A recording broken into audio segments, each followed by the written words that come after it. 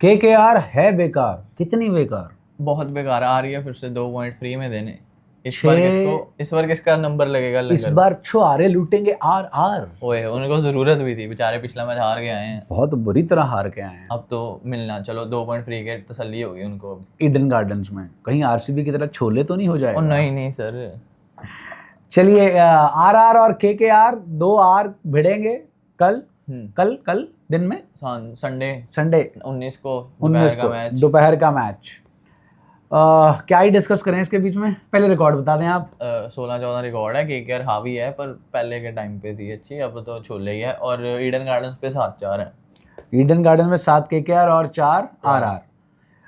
दोस्तों अगर आरआर की बात करें तो मैं देखना चाहूंगा कि आरआर की टीम टॉप ऑर्डर के फेलियर 19 साल में जो नहीं हुआ वो इन्होंने करके दिखा दिया। पहले ओवर में 3 विकेटें दे दी, उसके बाद कैसे जो है वो कमबैक करते हैं, क्योंकि इनके 5 ऊपर के इंडियन बल्लेबाज हैं और यंगेस्ट मतलब एवरेज एज शायद 24 साल की है। तो उस ड्रबिंग के बाद ये कैसे जो है वो कमबैक करते हैं, देखने वाला होगा। I don't expect any change in RR except for Pretorius की जगह हिटमायर की वापसी, क्योंकि देखो क्लियर कट बोला गया था हिटमायर को रेस्ट दिया जा रहा है, इंजरी वगैरह तो कुछ भी नहीं थी। हाँ रेस्ट दिया गया था, तो प्रीटोरियस भी रेस्ट ही कर रहे थे मैच में, पहली गेंद पे बाहर आ गए थे, रेस्ट ही करी है मैच में। तो बस एक यही है कि किसको लेकर आएंगे उन दोनों के बीच में से। फरेरा तो अच्छा खेल गए, फरेरा ने तो, हाँ जी, उन्होंने तो मारे, नहीं तो आरसीबी का रिकॉर्ड टूट रहा, उन्होंने अपनी जगह जो है वो पक्की कर ली है। बात करते हैं केकेआर की, क्या करे केकेआर के पॉइंट्स टेबल पर एक अलायदा डब्ल्यू आए उनके नाम के सामने। हमने बताया तो सर कि कोचिंग स्टाफ को टीम में ले आओ। ये तो मुश्किल है, कुछ ऐसा बताओ जो मुमकिन हो। एक चेंज है, हम वैसे बोल देते कि कैमरन ग्रीन को निकालो, पर अब उन्होंने पारी खेल दिया ठीक ठाक, तो फिर पॉवेल की जगह फेन एलन की वापसी। देखिए बोल ये बिल्कुल सही रहे हैं, पॉवेल से आप ओवर करवा नहीं रहे, हिटर के तौर पर ही रखा हुआ है, अच्छा खेल रहे हैं वो, 20-25 रन मारे हैं, 20-25 रन मार रहे हैं। तो अगर आप एक बार सोच के देखो, फेन एलन और टिम साइफर्ट दोनों जने कर रहे हैं ओपन, 1 डाउन आ रहे हैं रहाने, 2 डाउन आ रहे हैं अंग्रिक्ष रघुवंशी, ठीक। पीछे तो जो अब आपने स्टॉक भर रखा है अपने हिटर्स का, so called Ramandeep, Rinku Singh, Green आ जाएंगे 3 पे, ग्रीन हो गए, या आपके पीछे अनुकूल रॉय हो गए, या सुनील नारायण हो गए, तो अब जो है उसी से काम जो है वो चलाना पड़ेगा आपको। लेकिन अगर आपकी ओपनिंग पार्टनरशिप कहीं पावर प्ले में 100 दे गई, फेन एलन ने एक मैच में तो कुट्टा था, एसआरएच को कितना 5 बॉलों में 4 बॉलों में मारे थे रन। फेन एलन ऐसे ही तो प्लेयर है सर कि उनका पता ही है कि एक 4-5 मैच में एक में चलेंगे। और जब टिम साइफर्ट दूसरी तरफ होंगे ना तो एक बॉन्डिंग होती है, मतलब न्यूजीलैंड के ओपनर दोनों।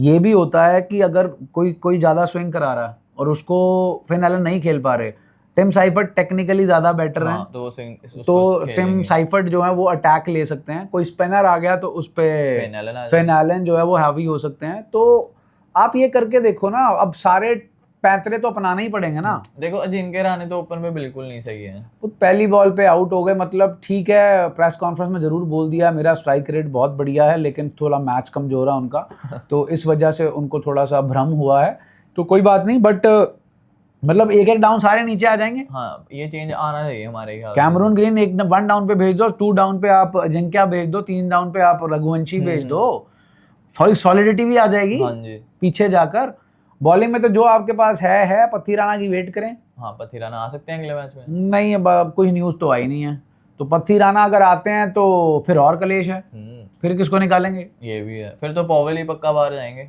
फिर फिल्म वो तो आ नहीं पाएंगे ना, फेन एलन नहीं आ पाएंगे, क्योंकि इनके सुनील नारायण और वो कैमरन ग्रीन तो पक्के ही हैं, तो 2 ही तो रह गए फिर, तो 2 तो फिर 2 और एक और टिम साइफर्ट और, हाँ बस ठीक है।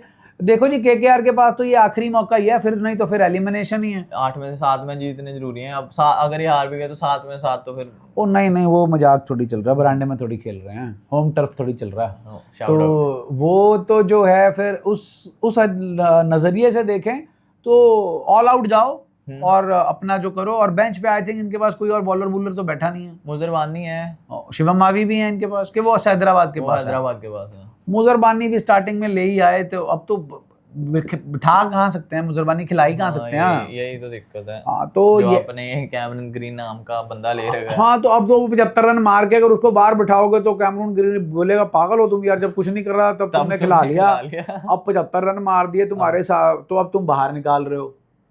तो देखो वो जो उसने स्कोर मारे हैं, जो वो स्लो डाउन हुआ है, वो आपकी नल्ली बैटिंग की वजह से हुआ है जो नीचे जाके हुई थी। और उसे भी तो सर 2-3 चांस मिले ही थे, एक दो स्टंपिंग छोड़ दिए थे। छोटा।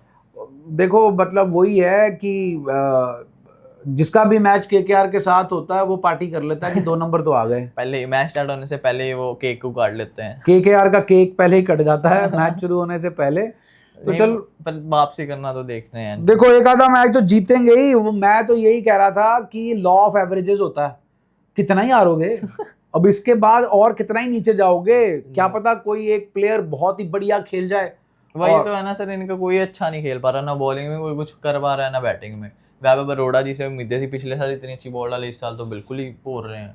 आईपीएल जी एक सीजन तो अच्छा हो जाता है लेकिन उसके बाद उस चीज को मेंटेन करना जो है वो हर कोई विराट कोहली थोड़ी होता है। चलो विराट का तो कोई फिर मुकाबला ही कोई नहीं ना, यहाँ तो बुमराह जैसे बेचारे विकेट के लिए, एक अदद विकेट के लिए तरस रहे हैं तो क्या ही कह सकते हैं। जी का भी खाता खुला पिछले अब खाता खुला है, दारजी भी अब थोड़ा जाके भाभी जी की वजह से लाइन पे आए हैं तो आरआर ही जीतती दिख रही है, कमबैक मारेगी अच्छा सा। सूर्यवंशी करेंगे फिर अच्छा। हाँ धो देंगे सर ईडन गार्डन्स में, धो देंगे। हाँ और ये सोचिए जोफ्रा आर्चर और आंद्रे बर्गर क्या हाल करेंगे इनका। ओ माय गुडनेस, भूल ही गया था मैं केकेआर का क्या हो। केकेआर है बेकार कर दो बंद कर दो हो गया